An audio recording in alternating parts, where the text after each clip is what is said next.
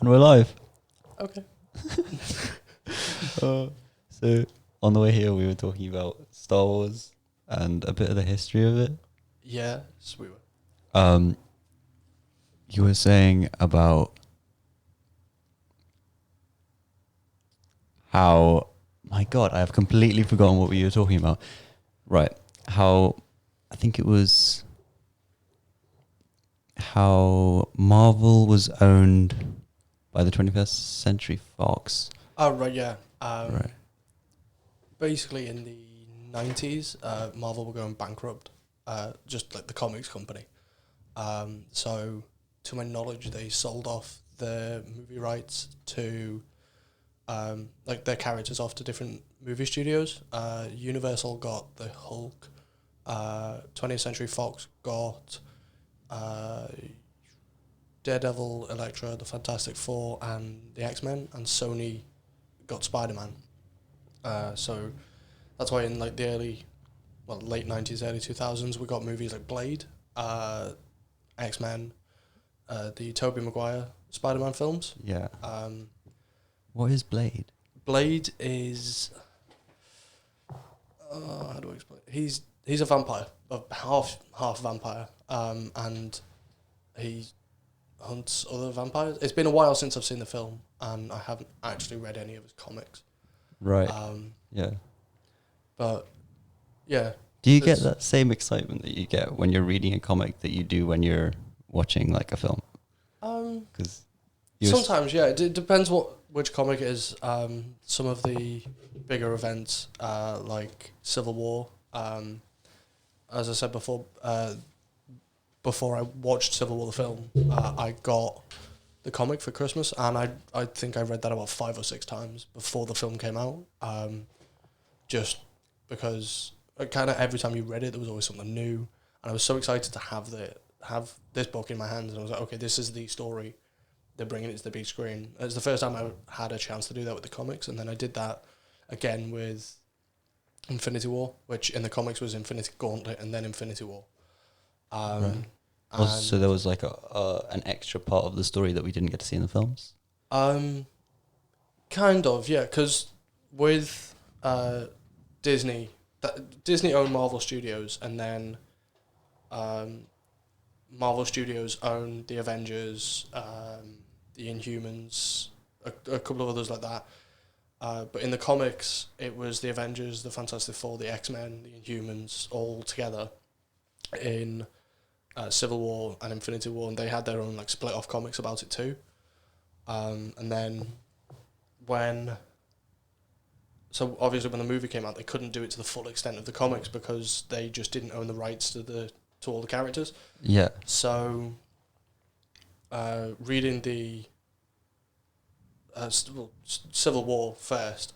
Sorry, you might need to get a little closer. Sorry. You can adjust it if you'd like with this. Goes up and down and everything. Reading Civil War, they had Wolverine was a fairly big part of it, which obviously they couldn't do in the films. It just wasn't feasible at the time. But in the comics, Infinity Gauntlet and Infinity War were then kind of devised and adapted to be what we now know as Infinity War and Endgame. Yeah. Which they took inspiration from different comics too. And I think it worked pretty well. But yeah, overall I say I do get that kind of excitement reading comics. Marvel aside, The Boys, the Amazon Prime show, is based on its own comics too. I can't remember who made those comics. I feel like it's Dynamite Comics, but I'm not sure. Are they just as like vintage, or are they a more new, recent, modern comic? In the grand scheme of things, I'd say they're more recent. I think the comics were written in 2005. All right.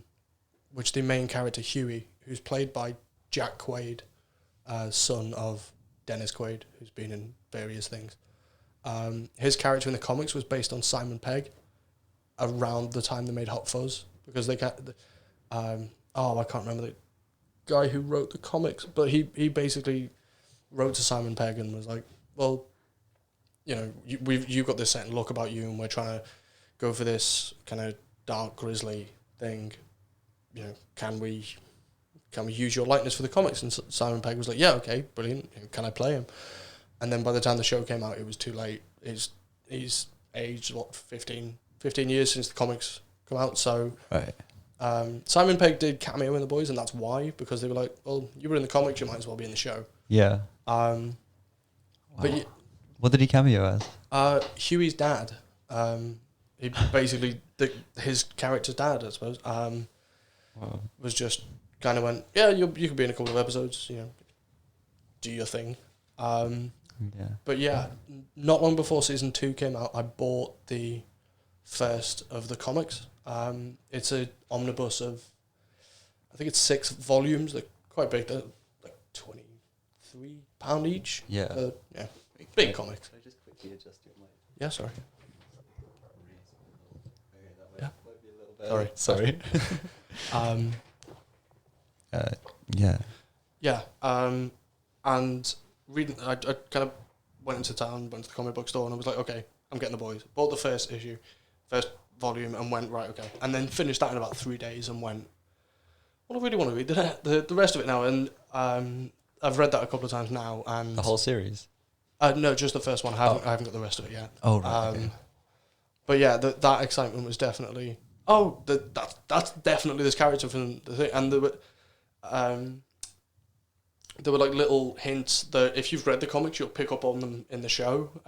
Just even if it's like smaller superhero teams like the Teenage Kicks, that they mention in the show that are actually fairly big. And it's one of those things that you kind of point in the book and go, oh my god, I heard this in the show. They talk about that. Yeah. And there's a lot of excitement and fun there. That's interesting. So they're really connecting with their comic book audience. Yeah. I love that. That was fascinating what you said earlier about how even if you read a comic 5 times over, you'll still be seeing new things. I mean, that might just be me not being a very observant person. I get that with a lot. Right. I get it too. Like, I've seen Fight Club quite a few times. Fight Club's one where you can watch it as many times as you want, and there's always something that you go, hang on, that wasn't there last time. Exactly. Pulp Fiction as well is... I haven't seen it. It's a brilliant film. I'll have to watch it. Quentin Tarantino. I've started watching it, but I was too young to really appreciate his art. Yeah, it's one of those that I first watched it when I was 15 or 16. So about 3 or 4 years ago, and I must have seen it about 10 times. And it's one of those films that it's done in the wrong order on purpose. What do you mean? What, like scenes that happen like in the middle? The opening scene is Tim Roth, and I can't remember who his scene partner is. They hold up a diner, and that's the opening scene, and then the opening credits start, and you don't see them again until the very end, and it's explained why they're there and why they're important. And the whole film just feels like, you go from one scene with, you've got Samuel L. Jackson and John Travolta, and then it'll skip to something completely different with Bruce Willis, and then you kind of go through the whole thing, and you've got to watch it about 3 or 4 times before you go, oh, that's how this character knows this character. That's so clever. It is a brilliant film. Quentin Tarantino is an amazing mind. The Kill Bill films as well, both of them, are done in a kind of weird, odd order like that. I tried watching, I just thought it was just Kill Bill, and then they made a sequel to it. So I watched the first one, I was like, okay, I will get around to the second one. And then I got to the end of the first one, I was like, well, hang on, where's the rest of the film? Because, you didn't see this character, this one came out of nowhere. And then I watched the second one and went, oh, right. It's like Pulp Fiction again. You've got to kind of chop and change and figure out your way through this story. Excellent, yeah. Really gets you thinking. Yeah, and then he's just got other films like Inglourious Bastards, which is a brilliant film. That's probably my favourite Tarantino film. I love that. I just can't get enough of it. All of the acting in it is brilliant. The scene with Christoph Waltz, where he is like slowly sipping his milk. He asks for a cup of milk at I think it's the start. Right at the beginning where he goes to the dairy farm. Yeah, that's insane. there's something about Christoph Waltz that can make a scene so tense, but is brilliant. Yeah. He does it all the way through the film. The bit where they're in the restaurant, and I can't remember the French girl's name. Yeah. And he sat there, and he's kind of, you feel like he's so tense, and you feel like he knows who this character is. He knows, that she's been hiding from them all this time, and then he's just. I think that's just his both Christoph Waltz and his character as Hans Landa. He just kind of works his way to, what's the word?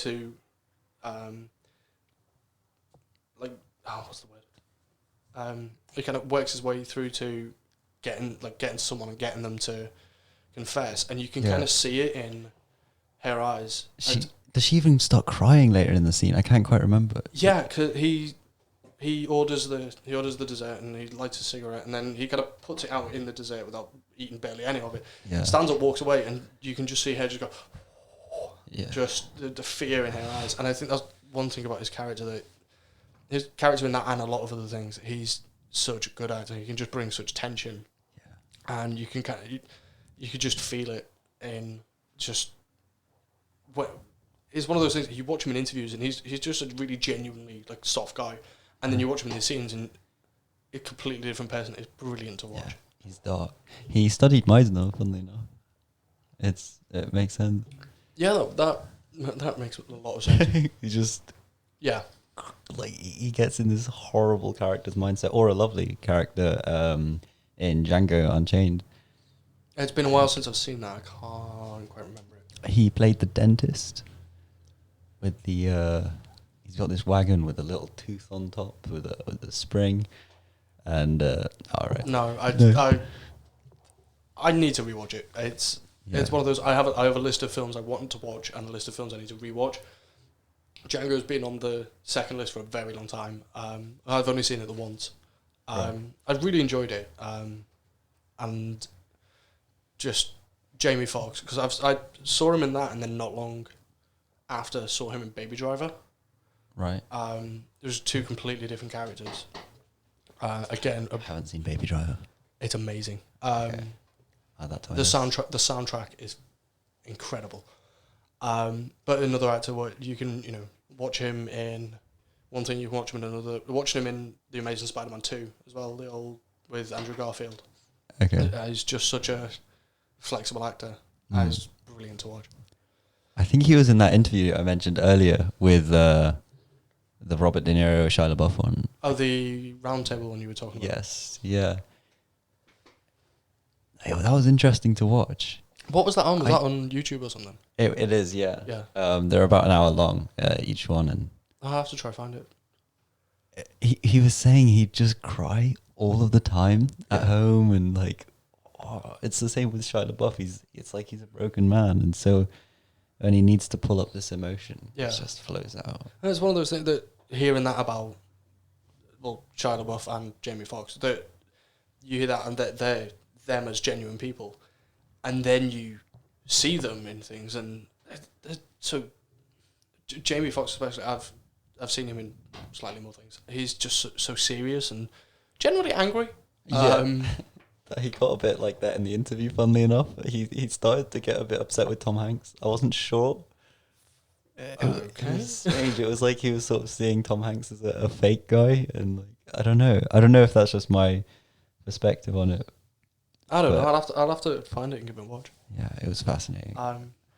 It's interesting seeing actors around a table, because it's like they all understand social dynamics and how it all works, but they're keeping it genuine, if that makes sense. Yeah. So they're aware of how they're acting. I don't know. Robert De Niro is very spiritual as well. Mm. Yeah. I think that's one thing that we were talking about before about watching.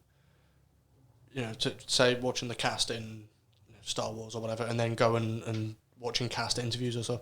That's something I like doing with Marvel, just because I love the cast. They're all really brilliant, really funny. Yeah.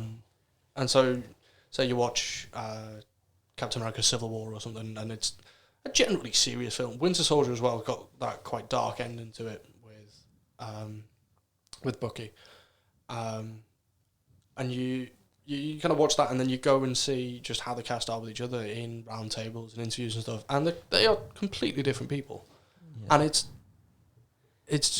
a joy to watch sometimes. Just characters that genuinely hate each other on screen, and they love each other in real life. It's brilliant to watch. Yeah. Do you ever find that with classmates? Yes. Yeah. Definitely. Not going to name any names, but there are some people who you watch them act and you're like, hang on, that's not the person I saw at Vestry last week, or Yeah. Last year, obviously living in Stockbridge, we were all a lot closer together, and we spent loads of time together. Nights out and stuff. But I did movie nights as well. I went to a few of them. Came to a few of them. Yeah. It might have just been the one, actually. Yeah. I can't remember. So much has happened since then. True. A whole pandemic. Yeah, the world died. That was a highlight of my year, honestly. It's been, weirdly enough, I say this, that it's been my favourite year. This year has been my favourite year of my life. I don't know. I think it's weird to say, but I get where you're coming from. Yeah. It's just like a change. I don't know. It has, because it feels like since I was like 12, it's just been life has just become this. You get up, you go to class, you have your weekends, you have your breaks, but everything seems the same. And then this year, everything's just gone and just turned completely upside down. Yeah. And I said to Emily a couple of weeks ago that everything bad that has happened this year, it's actually been a really good year. Obviously, I got with Emily in March. Yeah. April. Don't tell her I said that. She might hear it if she listens to this. We got together in April. My Lego has been a really good year. I feel like my photography's come a long way, and I've got loads of sets this year that I've wanted for years. Mostly Star Wars stuff. Excellent, yeah. And that's a really materialistic way of looking at things, but it's what you love. Like, whilst I was watching the films, because before watching all the films when I was younger, I played Lego Star Wars. Yeah. On the Wii, and I'd look at the characters and be like, just sort of imagine them as a Lego character, and actually holding them in your hand, it's like bringing them into the real world in a way. I don't do it so much with characters, but the vehicles. We've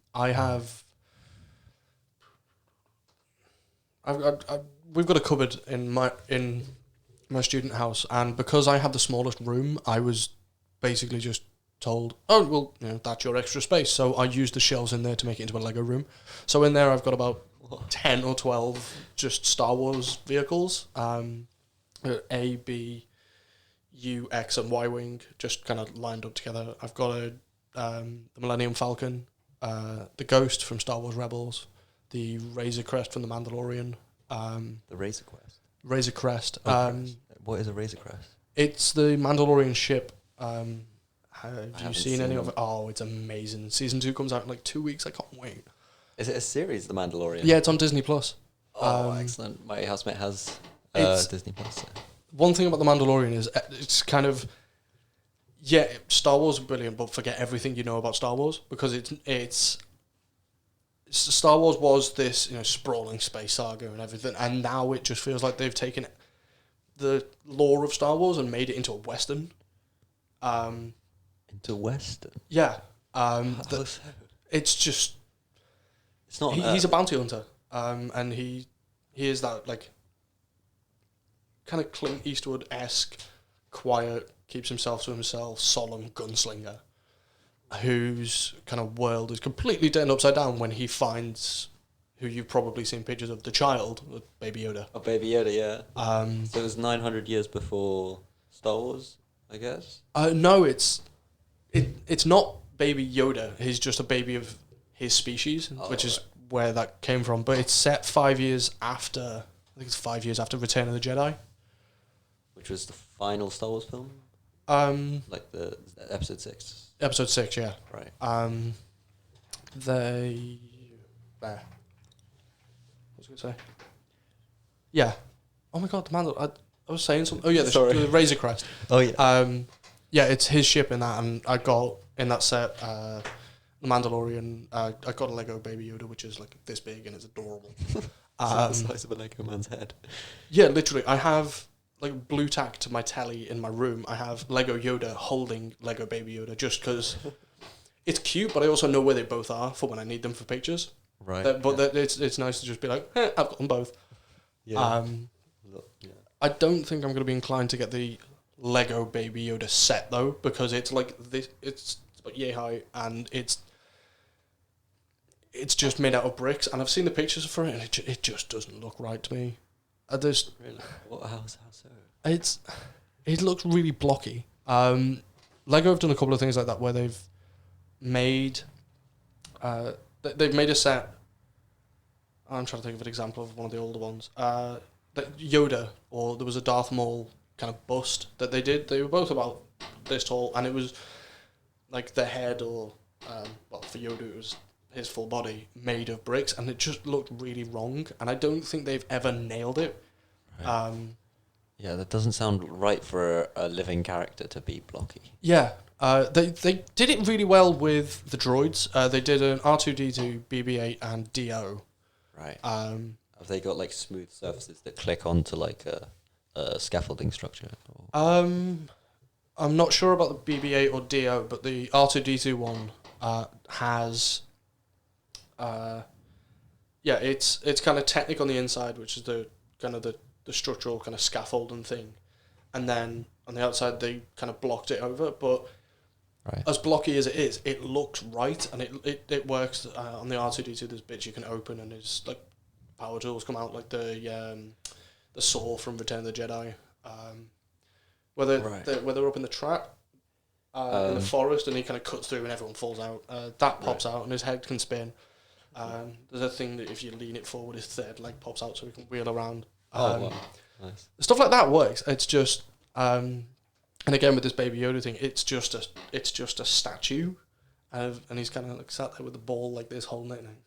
And it just doesn't look right to me. Like seeing like Baby Yoda in The Mandalorian and what they did for the tiny Lego figure, and then doing that with it, it just doesn't look right to me. No, yeah, understandable. Do you see the Lego world in like a sort of proportions? Like,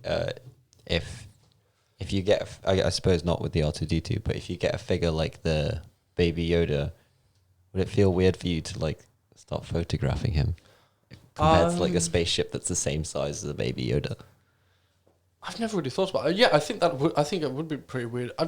I've never had one of the like modular things like to photograph, but yeah, now that you mention it, it's one of the things that kind of does push me away from it. Is there's not much you can do with it, photography wise. That's right.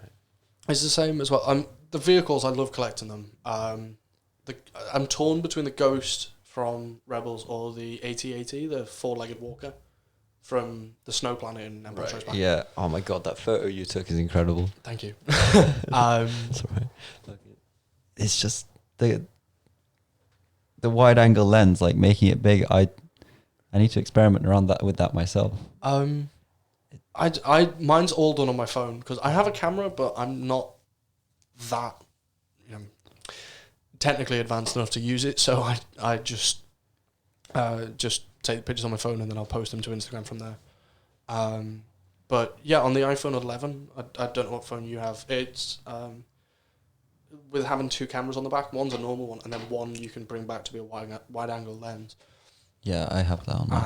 And it's just something that I tried at first with the AT-AT, and now I'm trying it with other things, and it works sometimes. It doesn't work other times. Is trying to scale things up to make them look real sized. Yeah. Just inverted commas. Yeah. Human size. Yeah. Not that I'm gonna try and get people running away from this massive Lego AT-AT. It's if I'm doing that, I'm doing it with Lego figures. But just having trying to do that with different ships. It's been a learning curve over the last month or so. I took one with the Y-wing, and I got it literally just using nylon cord, hanging it to try and make it look like it was flying away, and that worked quite well. And then I've tried it with other things, and it just looks so out of proportion. So it's one of those trying to get it right and just trying new things and seeing what works, what doesn't. It's a bit of fun as well. Yeah, that's all it is. Yeah. I feel like that should be anything in like, apart from like accounting and such, unless you like really dopamine detox your brain. Like, yeah. like even podcasts, just like having a laugh or just chatting anything. Yeah. The viewer would probably enjoy it more. I don't know, or the listener, or making a film like. It's one of the. If you can't enjoy it, why? If you don't enjoy it, why are you doing it? In a way, Yeah. That's kind of my sentiment to a lot of things. And then I'll like get a job and I'll be cleaning dishes, doing 5 or 6 hours a day, and be like, no, why am I doing this? I'm off my own philosophy. Yeah. But yeah, it's one of those things. If you have the option to do something that you really, really love, and you know, even if it's as a hobby, or if you try to make a job out of it, then go for it. Yeah. Whatever floats your boat. Yeah, there's your little nugget of advice for the day. Oh, thank you. A pearl of wisdom, as Adam would say. Yeah, that's it. My wisdom's run out for the day. You really? Okay, we'll just end the podcast now. Nice. Yeah. Sanford Meisner, I kind of want to talk about that. Go for it. I will try and give my limited knowledge of 3 lessons and trying to read the book, but yeah, go ahead. How far into the book are you? Like chapter 4. All right. I started reading the book and I was like, yeah, this sort of seems like something I can get into, and then just completely lost it. I struggle reading our textbooks. I don't know I started with The Actor and the Target last year, and I got about 2 or 3 chapters into it and went, that's so repetitive, I can't carry on, and then just completely gave up on all the other books. Yeah. Like, I will use them for reference in essays and stuff, but I find them so difficult to just read. Yeah. But yeah, as far as the lessons go, I'm really enjoying it. I didn't think I would. Yeah. Are you really? Yeah, I read the book and I was like, well, I read a bit of the book and went, yeah. I'll give it a try, and then kind of thought, well, I've never really had a good experience with learning about practitioners. Like, Stanislavski confuses me. Berkhoff is just mental. And I've done a couple of others, but nothing ever sat right with me. And then I did Meisner, and we've only had about 2-3 lessons, and I'm sat there, I'm like, I click with this, I get this, I don't know why, but it works. Yeah. And that is not what I was expecting at all. What about you?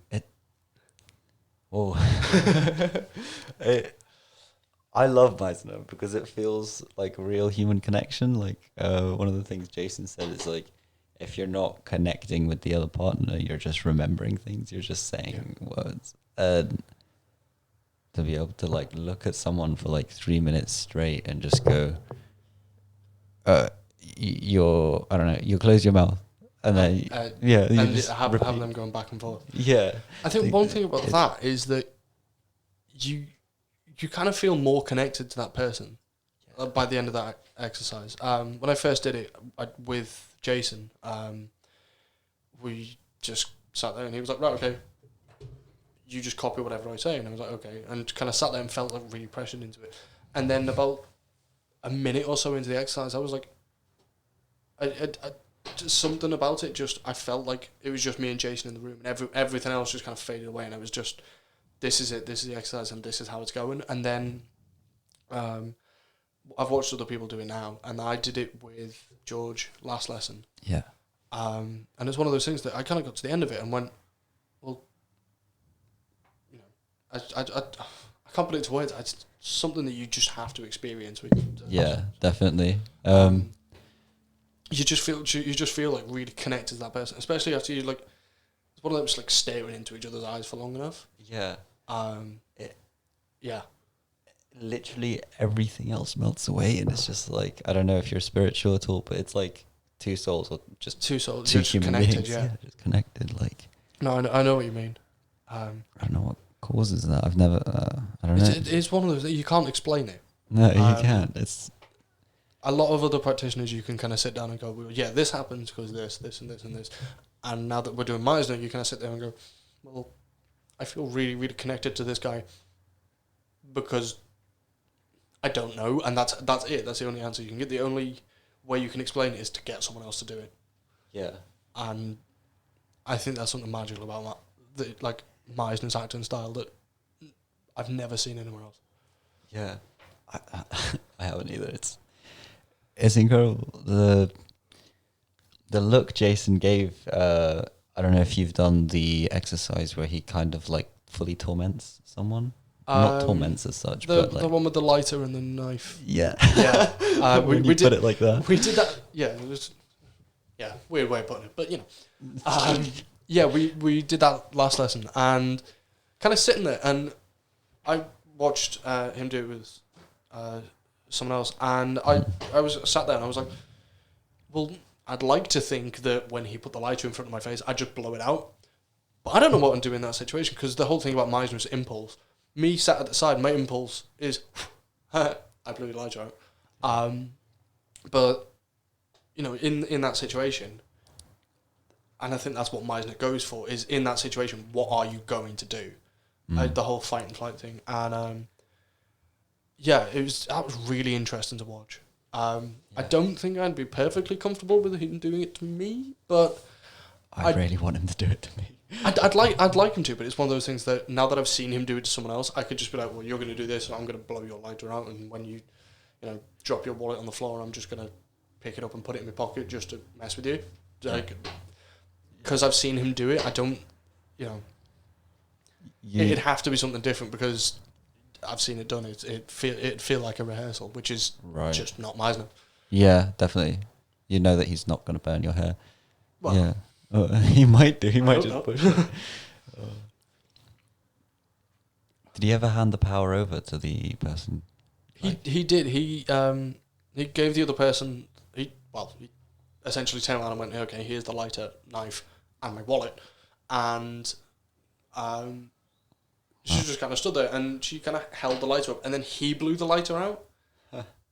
She did the same thing to him, and he just went, and I think it kind of threw her off a little bit, but there was just something about watching it, because when we did the feedback afterwards, it felt like everyone in that room got something different from it as well. There were people saying that it looked like a kind of odd, abusive relationship, and other people were like, oh, it's a power play and you're both trying to do this and stuff. And I don't know what I got from it. It was just, I was kind of sat there, and I don't think I took anything away from it, because I was going, oh, well, I do this, and I kind of got stuck in my own head. Right. And then when we went off to do the activity with our partner, me and George were just walking around the room, just kind of noticing what each other were doing. And then went outside for a smoke, and it was a different atmosphere, because we went out and stood out on the fire escape, and everyone else was still in the room. And with it just being me and him there, as opposed to me, him, and 12 other people, just with us stood there, it kind of gave it a different tone, but it felt more personal in a way, because you didn't have everyone else talking around you. It was just him stood there, me stood here, and just kind of connected. Yeah. No one can watch your connection, so you can just be free with it in a way. Yeah. Right. I think, because we did it a couple of different ways. We did, obviously, me and Jason at the front of the class with no one else, with everyone else just watching, felt different to me and George. With everyone else in the room, felt different to me and George on our own. And each different time, like, it felt different, but it was still such like a deep connection between the people, and you could see it between the class as well. With like two people would just stand like face to face, and you could like fully see that that they had connected. Yeah. Again, you just can't put it into words. No, you can. It's that sort of a connection. It's not a loving relationship connection. It's not intimate. No, it's not intimate. It's just. Well, it's intimate in a way. Like all your defenses are down. Everything is melted away, apart from just that strong bond. No, it's intimate, but it's not something that you're generally used to, if that makes sense. Yeah. I feel like we should be as a society. Well, I don't know who am I say, but like, it's so magical. I feel like people should connect a lot more. Yeah. It's just, I think that's one thing about this year, that everyone wearing face masks. Obviously, I'm deaf in this ear. All right.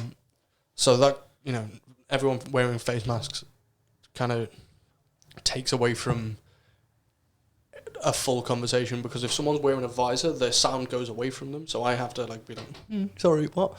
Yeah. And if they're wearing the face mask, then I can't lip read. And at first, I'm kind of getting used to it now, because I'm like, you know, you've just got to listen a bit harder, I guess. Mm-hmm. But at first, it was one of those that I felt a little bit less connected with people, just because I like struggle having a conversation. Obviously, you know, you look at people's eyes and you can kind of gauge what they're talking about. Yeah. But if you can't hear it properly, then I don't know. It did just throw me at times. Yeah. It's like, what can you do in that situation?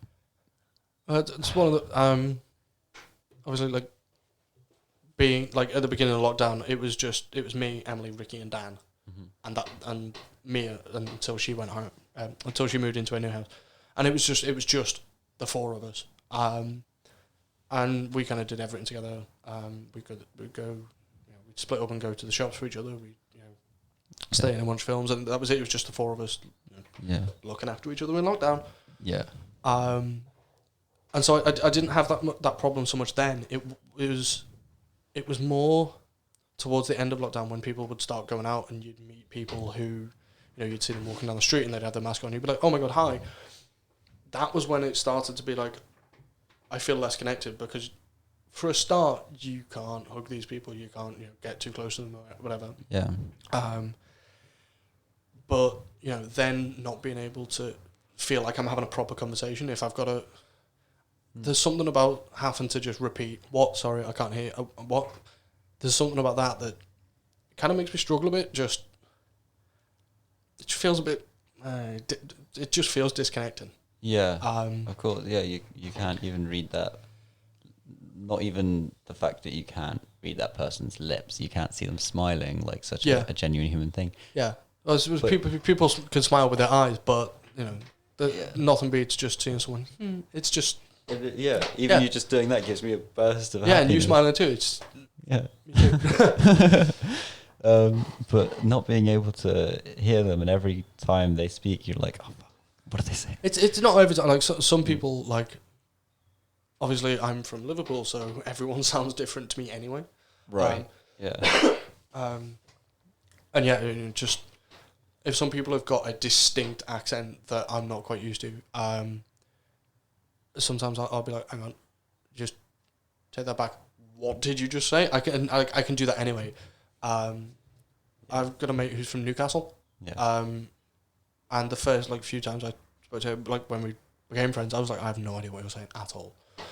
And then now they've got the mask on, they've got the mask on and they've got the accent or whatever, and it's just harder to just connect with people. And I think that's one thing about these classes, that especially with the first class when we did the emotional exercise where we were all studying lines and everything, it wasn't needing words. Everyone put the visors on and Jason just kind of spoke, so I could hear fine that way because the visor only come to here and my ears are fine. Yeah. It's just when other people are speaking into theirs and the sound goes yeah. But yeah, there was no words, just staring into the other person and your own thoughts. I was partnered with Kieran on that, and I felt so connected to him. And at the end, Kieran just held me, and I was crying at the end of this thing. And I wasn't the only one, obviously. Other people were. Yeah, that's the point of the exercise. Point of the exercise. Yeah. It was one of those that just kind of Kieran held me at the end, and I was like, "Please don't let me go. I'm sad." And afterwards, after class, he was like, "Are you alright?" And I was like, "Yeah, I just." And then just couldn't explain it. That's Meisner's so weird. I almost said inhuman because it's so out of the norm of what we're used to, but it's more human than anything I've experienced. I don't know. Yeah, it's. I get that. It's human because it is these two people and they're connected over this, and then, but because of just the way the world is, we're not used to stuff like that, so it feels just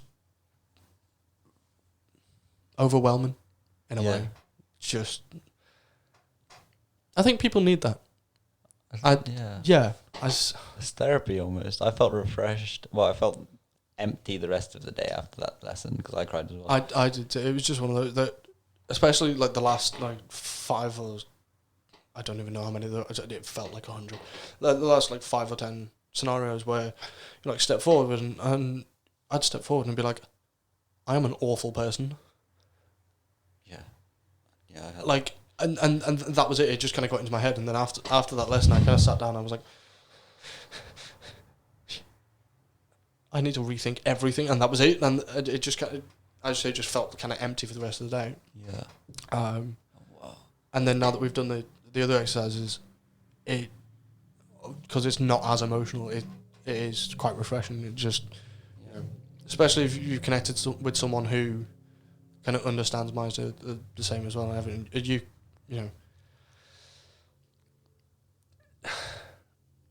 I can't explain it. It's Meisner. Just there are no words. Just try it. That's it. Just try it. Get a group of friends together. Just get a partner. Just pick up on what each other are doing, and you'll feel connected. Because that's how our class works. Yeah. It's weird. I wonder if in a few years' time it'll stop being used as therapy. They have drama therapy workshops, I guess. Jason definitely mentioned that he'd done stuff like it, but I don't know how widely used it is. No. Well, 2 months ago I knew nothing about it, so yeah, true. I hadn't heard of it. And apart from teachers and lecturers mentioning it. But I think that it could be used as a viable source of therapy, even if it's just getting people to open up with each other, because it's one of those things the end. Just going back to saying about me and Jason doing this exercise, at the end of that, if he'd said to me, especially because that was the same day that we did the emotional one, if he'd said to me, "Oh, what were you thinking about on this thing?" I would have just immediately told him because of that connection. Yeah. Something that you may have not told anyone before, or yeah. The one that came up was step forward if you've got a secret that you never told anyone. And it's one of those things that, kind of looking back on it, after we'd done the emotional exercise and then the exercise that connected people, if Jason would have been like, "Oh, so do you want to tell me what that secret was?" I probably would have told him. Yeah. Maybe not. Maybe not the secret, but if he'd have been, "Oh, what don't you like about yourself?" or something, I could just reeled it off because I felt so connected with him. Yeah. And as you say, not in a romantic way, just intimate and just this person understands me. We, two souls connected, like you said. Yeah. It's just completely open just all barriers down. Yeah. It's insane. I don't know. It makes me wonder whether because you hear about psychedelics, I don't know if you've heard much about mushrooms and acid and things like this. Heard about. Yeah. I've been inclined to try. Oh no, understandable. They can really fry your brain, but I had a blind date with someone who took an acid dab 15 minutes before I get there. Once got there, and that was my only. That was my only. What's the word? Impression of psychedelics or anything, because it was one of my really close mates back home. He had his girlfriend at the time had a friend, and Sam was like, "Oh, do you want to come?" And I was like, "Yeah, okay, fine, sure." And we went, and he was like, "Oh yeah, by the way, she just took an acid tab," and I was like, "She did it? She fucking what?" and yeah, we went to the skate park, met up with one of our other mates, and me and him just sat there and had a couple of beers because she was in her own world. Yeah. And then we got back to my mate Sam's, and me and her stayed in his little brother's room because his brother had gone, and I kind of sat down and just played Xbox while she talked into her phone that was dead. Like she was just having a conversation with someone on the phone that was not there. And I just kind of gave up and just went to sleep. I woke up at like 5 a.m. She was gone. I was like, oh, okay. Just messaged Sam. I was like, is she okay? And he was like, oh yeah, she just went home. I was like, did she get there though? Yeah. Okay. And went back to sleep till like 11. That's my only experience with psychedelics. Yeah. So yeah. Someone just going crazy talking to themselves on the phone.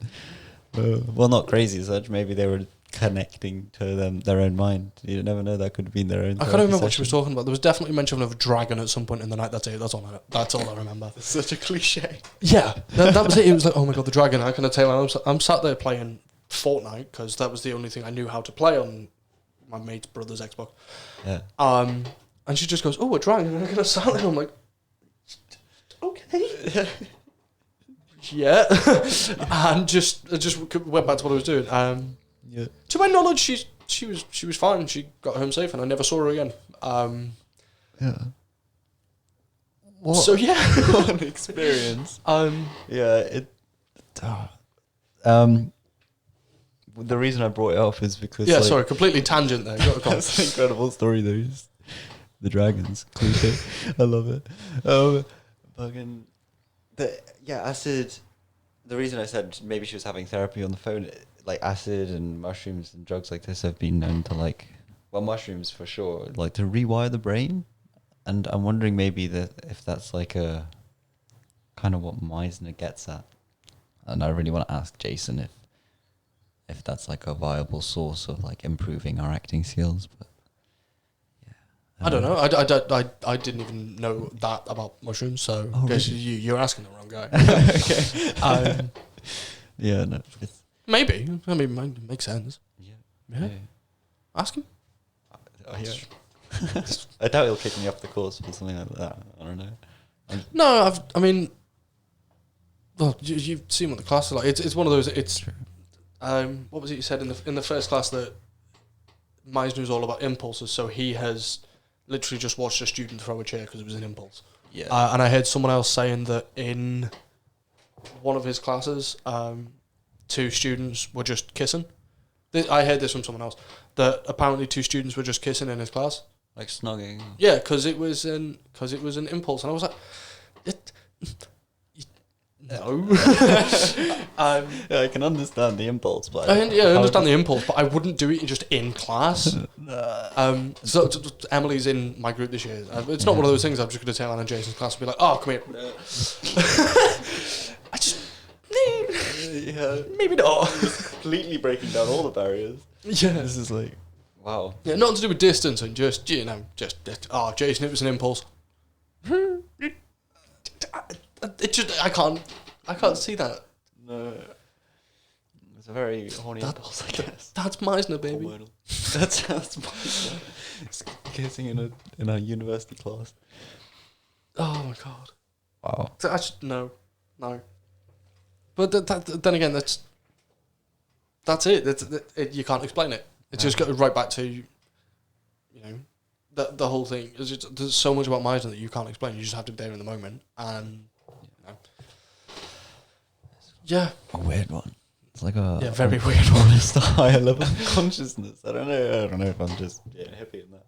But like, that connection is more than just like what you see, like going to the shops. Like, hi, how was your day? Oh yeah, it was good, thank you. It's like you look and connect. Yeah, you see so many people in the street, and I'm one of those weird people who, if someone makes eye contact with me in the street, in my awkward state of shit, I will just smile at them and be like, even if I don't know them, I'll be like, hi. Yeah, it's just kindness, happiness. It happens more often on nights out, because I will like zone out and then realize I'm staring at someone, and they'll stare back, and I'll be like, oh, hi, and then end up talking to some complete stranger just because, how do I put this? My brain turns off enough for me to just focus on people, but my brain just turns off when I have to get out of an awkward situation. So it's really like. It's Is that if the person that is like causing the awkwardness is maybe like a bit negative or like fake or? I don't know. It's one of those like. I try to be nice to everyone. I try. I'm not that good at it, but here we are. We move. I try to be nice to everyone, and there's some you just walk down the street and you make eye contact with someone, and I tend to just like I'm a people watcher anyway, so I'll be walking down the street, I'll be like, oh, there's people just because that's what I do.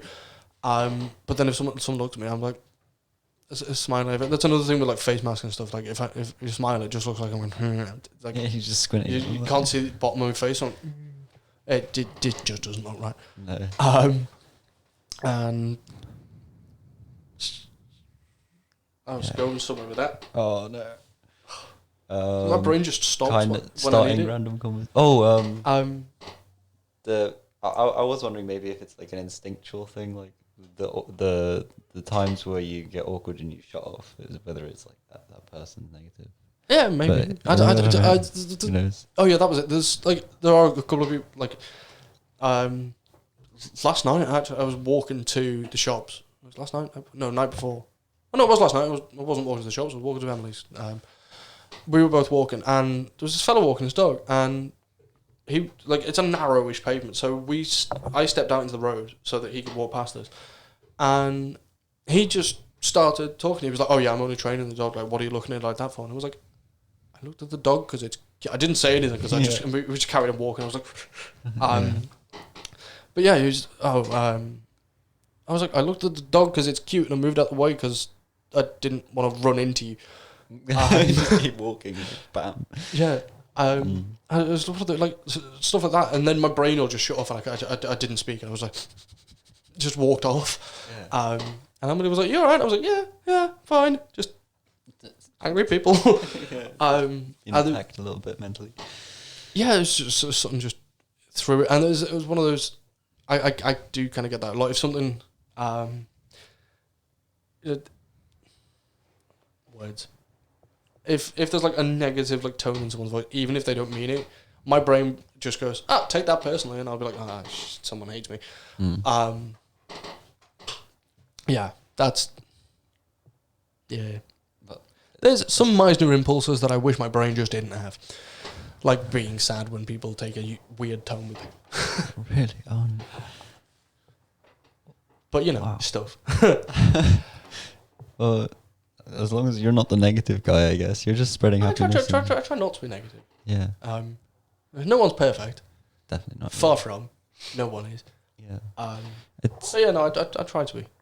It could even be a good thing that whole instinct inside of you, if you'd said "Oh fuck you" to that guy that was walking along with his dog, he might have just had an awful day where his son had just I don't know, said he doesn't want to ever connect with him again, something like that. Yeah. And it's one of you don't know what's going on in someone else's head. Exactly.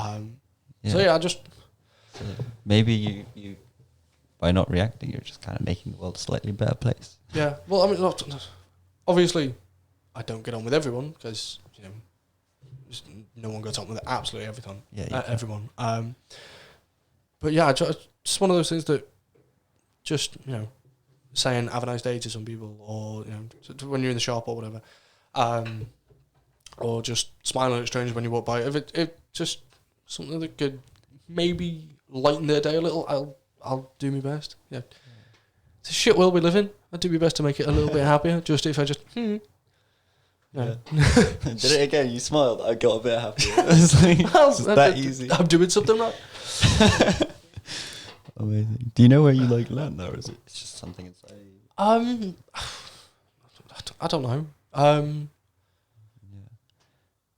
No, I think it's just always been there. I don't know. I got the kind of polite, "have a nice day, thank you." I just kind of got that from my mum and dad. Just when I'm growing up, if they were in the shop, my mum and dad are really talkative, so they'll be like, "Oh, my dad especially, he'll be like, "Oh, say we're in Astor or something, and we did this on my A level results day. I didn't do proper A levels, but we went to Asda and we just got a couple of beers and stuff and got some pizzas, and we were going through the checkout, and my dad was like, "Oh yeah, he's just graduated from college and stuff." And woman was like, "Oh, that's brilliant." I was like, "Oh, thank you," and she was like, oh, have a good night. I was like, oh, you too. My dad could have happily carried on talking, and I kind of got that from my mum and dad.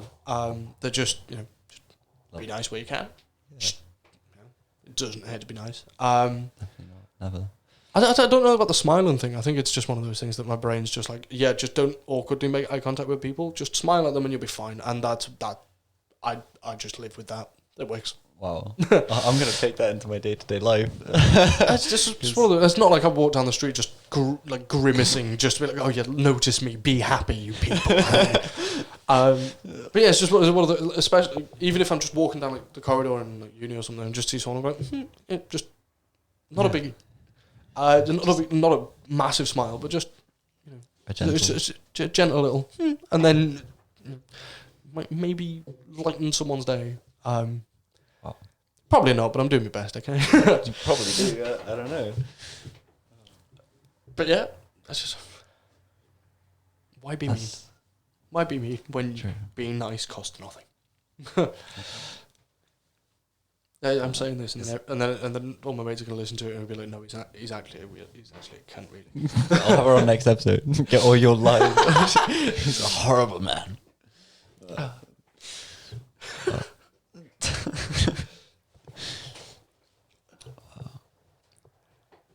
We've got 4 minutes left. What do you want to do with 4 minutes? I don't know.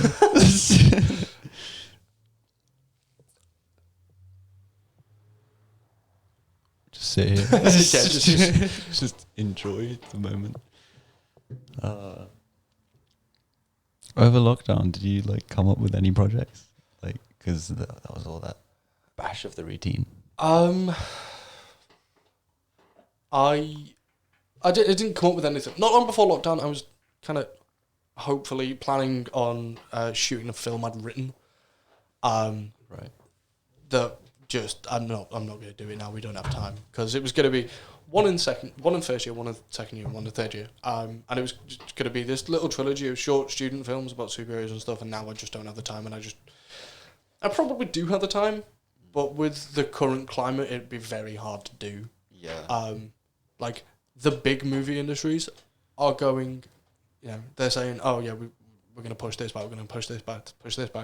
I think I'm just going to follow suit and be like, no, I will do this one day. Mm-hmm.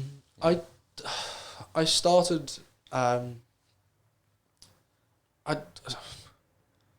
no, basically, I didn't really do it. I spent most of lockdown just watching films and TV shows that I said I'd get around to at some point. Wow.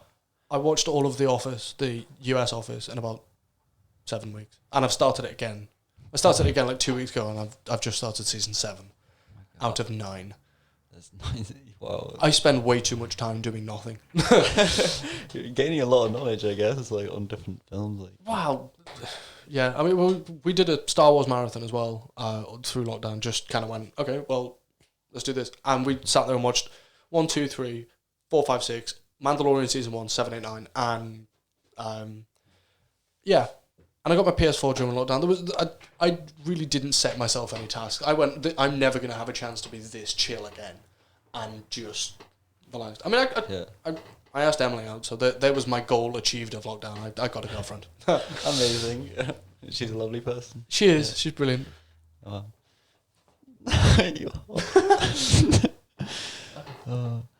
Yeah.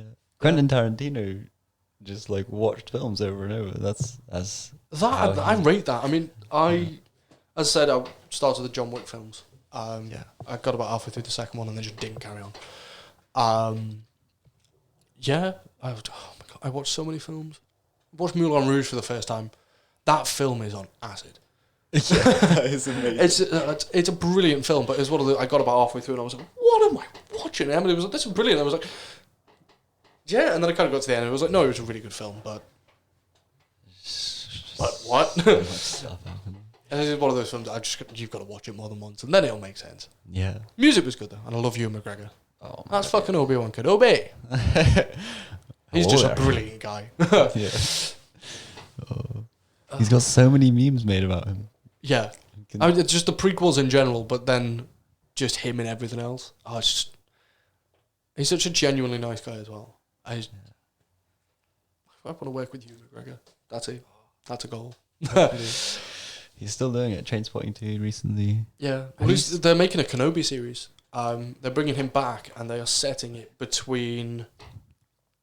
I think it's going to be somewhere between Solo and A New Hope.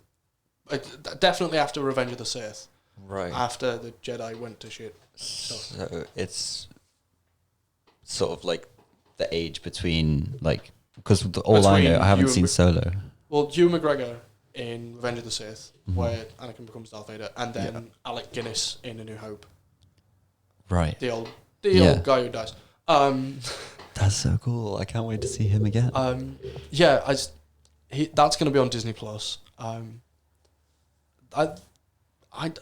know nothing about it. All I know is it's going to be set between episodes 3 and 4, and Ewan McGregor's in it, and I'm happy enough with just that. Ewan McGregor's brilliant. Yeah. Favorite thing about the prequels. There, I said it. Well, this has been fun. Yeah, thank you. Thank you. Yeah. Cool. Cool.